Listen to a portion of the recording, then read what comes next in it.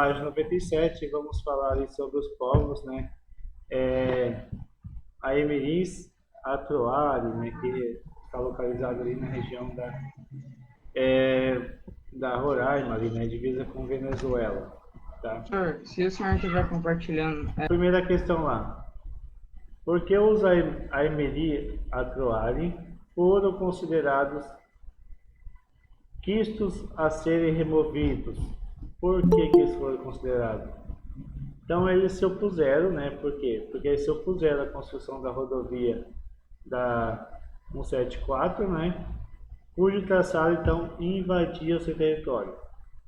Em razão do governo da época, com base na ideologia da segurança nacional, defender que todos aqueles que tentassem impedir consecução, né, dos objetivos nacionais permanentes eram inimigos e deveriam ser eliminados. Assim, entende-se porque eram quistos, ou seja, cisto.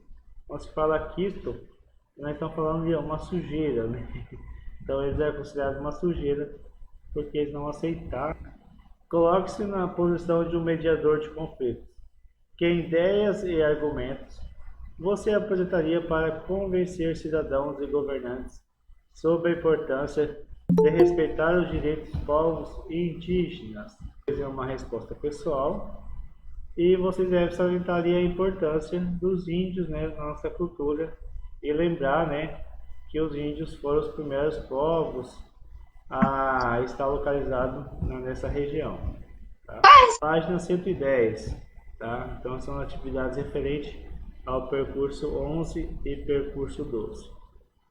Questão 1. Com base no que você estudou, explique como a distribuição de redes de transporte e comunicação influencia a distribuição de atividades econômicas.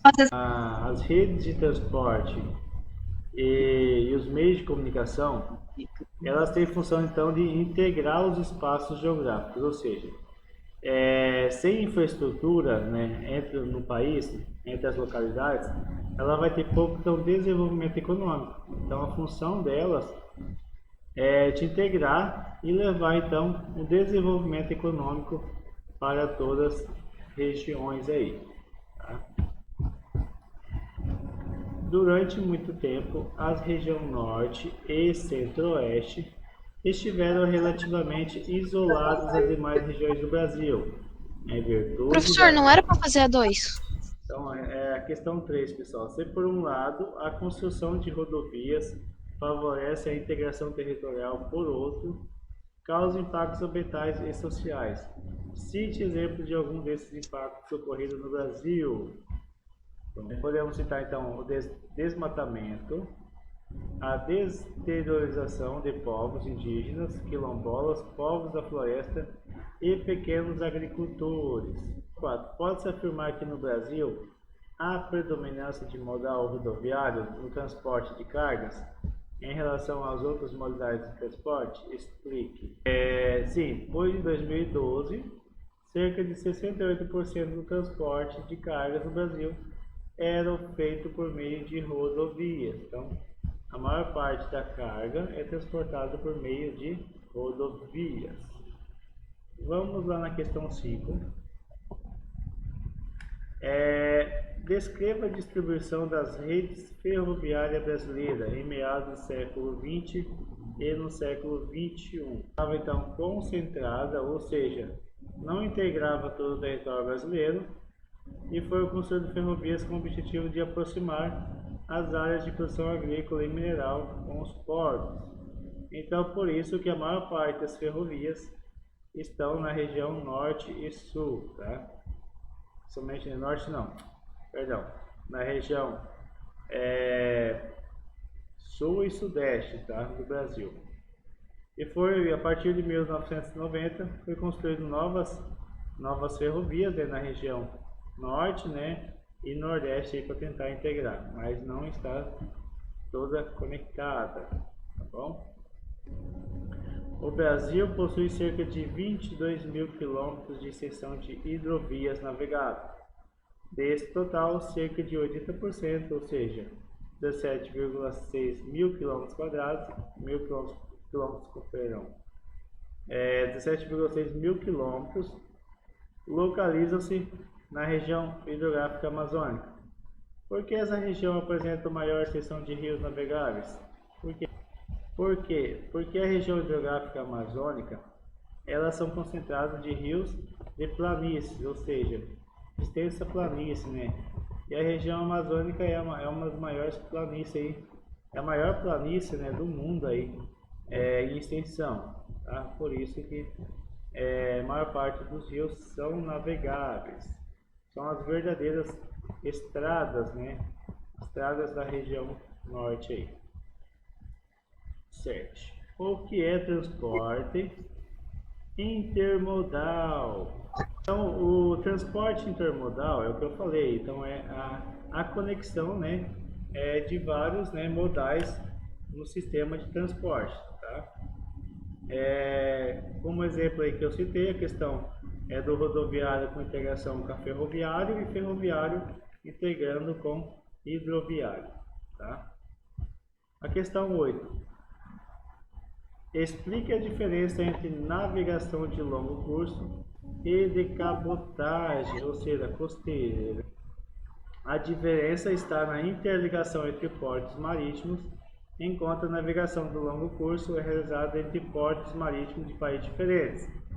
A navegação de cabotagem ou costeira é realizada de um porto marítimo a outro do mesmo país, tá? Por isso que chama. A questão 9, aí temos que interpretar os mapas, né, e responder as questões. O primeiro mapa vai falar sobre TV por assinatura em 2013. E aqui no outro, né, rendimento médio mensal domiciliar, ou seja, a renda média da população. Ok? Questão A. Com suas palavras, descreva o que o primeiro mapa representa. Posso responder? Então, olha lá, no primeiro mapa representam os intervalos percentuais de domicílios com acesso à TV por assinatura, ou seja, a porcentagem ali,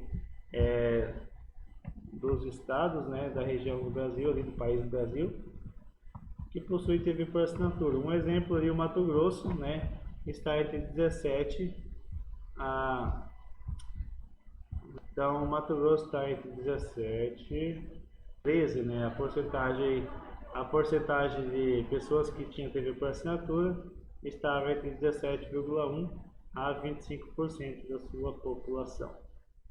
A B19. Que unidade da federação tinha em 2013 o maior percentual de domicílios com acesso à TV por assinatura? Vamos lá, então a resposta da B, então, é São Paulo, Rio de Janeiro e Distrito Federal. Questão C. Aponte a classe de rendimento mensal domiciliar predominante nas unidades da federação em 2003. Vai ser de 1 a 2 salários mínimos, tá? Questão D.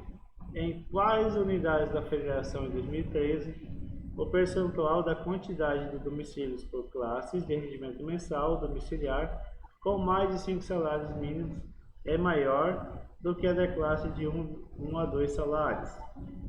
Então a resposta da D vai ser Distrito Federal e Santa Catarina.